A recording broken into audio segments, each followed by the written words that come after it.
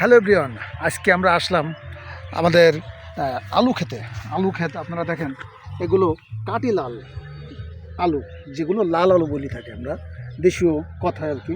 এটা হলো সরকারি বীজ। এর কত সুন্দর গ্রোথ এবং গাছের চেয়ারা দেখতেছেন। এখানে হলো কোপানো হয়েছে, মাড়ানো হয়েছে, এখানে সার দেওয়া হবে এবং কালকের এখানে আমরা পানি দেবো। গাছগুলো দেখতেছেন বিস্তীর্ণ, এটা কিন্তু সরকারি বীজ, সুন্দর বীজ, আমাদের স্থানীয় বীজ। এখানে দামও কম না মূলত, কিন্তু আমাদের এই জায়গায় বীজটা হয় না, বীজটা আমরা বাইরে থেকে সংগ্রহ করতে হয়।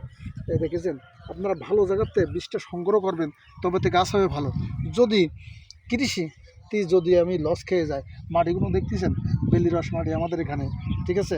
মাটিগুলো খুব সুন্দর ঝরঝরে এবং আলু হবে সেই পরিমাণে। আলু যখন তুলবো আপনাদের অবশ্যই ভিডিও দেবো, ঠিক আছে।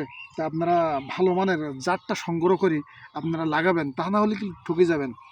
কৃষি মারা যায় শুধু এক জায়গায়, সে হলো অ্যাকুরেট সময় দাম পায় না। আপনারা ঠিক টাইম মতন লাগাবেন, লাগাতে পারলে আপনারা দাম পাবেন, ঠিক আছে। এখন আলু আমাদের এখানে এখন 60 থেকে 70 টাকা নতুন আলু। আমরা এখান থেকে 1 মাস পরেই এই আলু আমরা উঠাতে পারবো, ঠিক আছে।